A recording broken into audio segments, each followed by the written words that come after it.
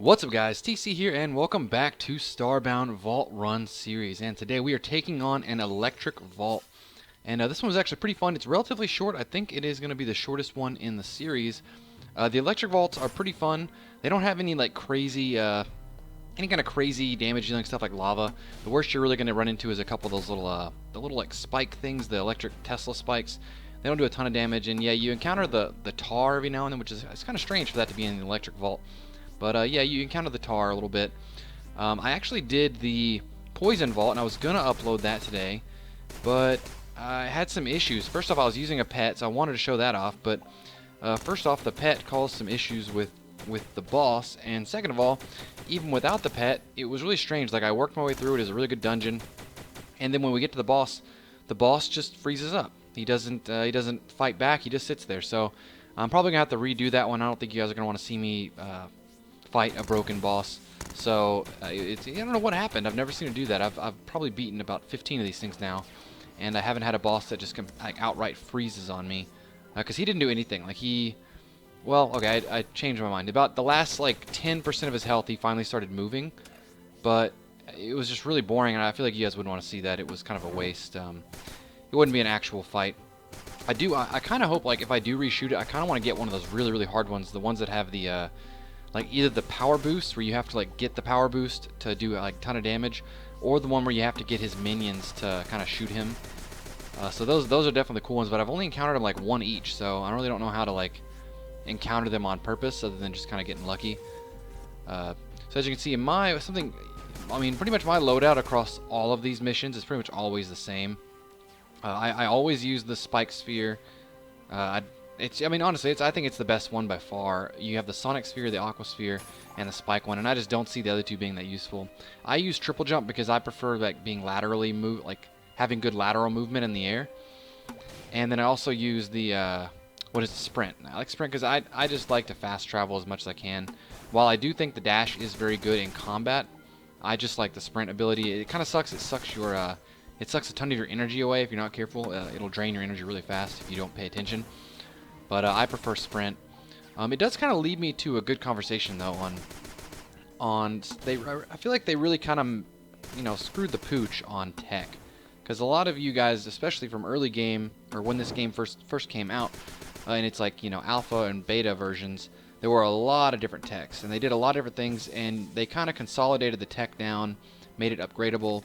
And while I do see what they were going for, and I think it's sort of an okay track, but I don't think they handled it like how they should have, honestly.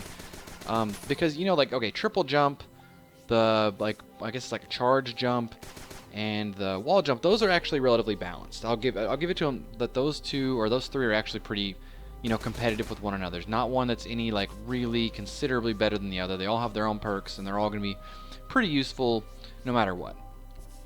Then you got the sprint, the air dash, and the boost dash or whatever. Those are all pretty good again. Once again, they did a fairly good job there. But I think they really messed up with the morph ball, because there's just no competition. Like, yes, I get it. The Sonic Sphere is like, it lets you go kind of fast, like charge up and jet through, but it doesn't. You still take damage when you do it. It has to be basically a flat surface to roll around very fast. And even still, it's not that much faster than just using the sprint. And then it runs out really quick, so you have to basically pop out, pop back in, and recharge it up. So I can't see that being very useful. And then lastly, the Aqua Sphere, I'm sorry, that thing's just a joke. I don't know what they were thinking with that. It's basically only useful on one planet type in the entire game, and that's water planets. You really can't use it anywhere else.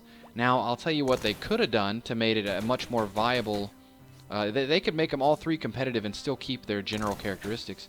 If they would make the Sonic Sphere where you didn't take fall damage, then I would actually use it, because now you can use it to jump off cliffs and stuff. It's got more use than just being like a weird little gimmick to let you shoot around kind of like in that little ball form. Or maybe like when you're in that ball form, when you roll past an enemy, it does damage to them. So like you kind of like tackle them in that ball form. It's a way to do damage. It could be sort of an attack. That would kind of balance that one out. And then the Aqua Sphere, it should be, in my opinion, a liquid sphere. So what it should do is give you complete immunity to all liquids as long as you're in that form. So this means you can now roll on lava, you can roll on poison, And no, you can't like go digging at the bottom of a lava like magma world, or like you can't roll at the bottom of a poison world, but you can at least roll on the surface. And now you go from it being viable on just one planet to being viable on several. So now you can use it on magma planets, which is, you know, we actually have a use for those things now, that you can, if you could roll on top of it, and the poison planets too.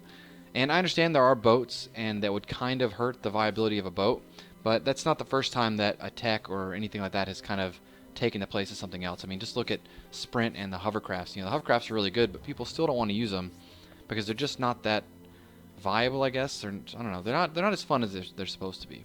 But I think having it where the aquasphere was a liquid sphere, so it could work on any kind of liquid, that would be much more viable. Because then you could actually use it to get around. It'd be the only way to be immune to lava in the entire game, and it would still be really competitive with the spike sphere. Because right now the spike sphere is just dominant. Like, there's just no challenge to it.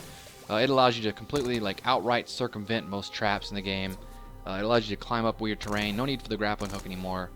No need for any of that crazy stuff. You can pretty much dodge almost every single trap in the game with just the spike sphere. And so I thought it was a little bit too powerful, I guess you could say.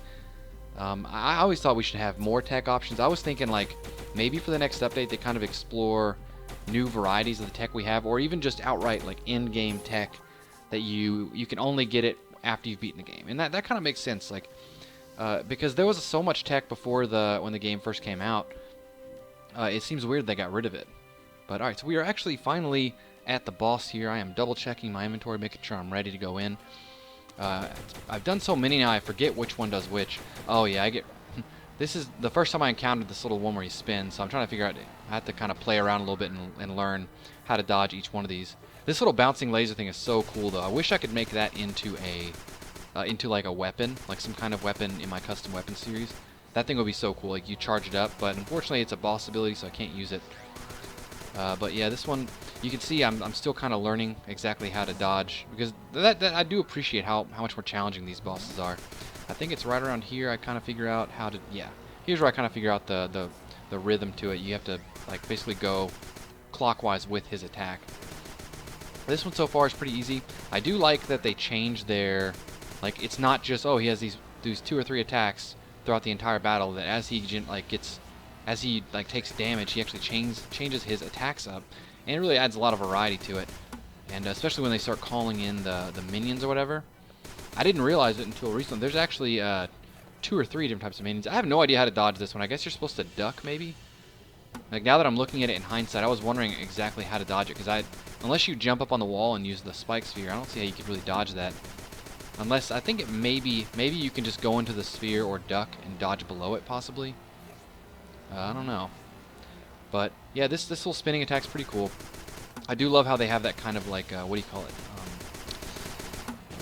Like, you saw there's the one that's got the Easter Island heads on it. Oh, yeah, these attacks are really cool, and you don't see it very often when they put 2 of them out like that. I've seen some that just put out one ball like that, and so as you can tell, I'm just getting completely trashed trying to dodge between all these things. I think this was the first time I'd countered the 2 balls and the one where he does that, the one where the beams kind of go up and down horizontally. So this was actually a pretty rough boss fight for me, like trying to learn exactly how everything goes. I did use my general loadout. I've been wanting to try out the viability of bringing crew members along, but I'm not sure how good they're going to be, like if they'll target the boss or whatever, so I should probably look into that and see if the crew members are actually something you can work with. Because I know the pets will slightly help you, they're just not that good. So yeah, finally took this guy out, and that's going to wrap up this episode, so I hope you guys enjoyed it. Please rate, like, comment, subscribe, and I'll talk to y'all later.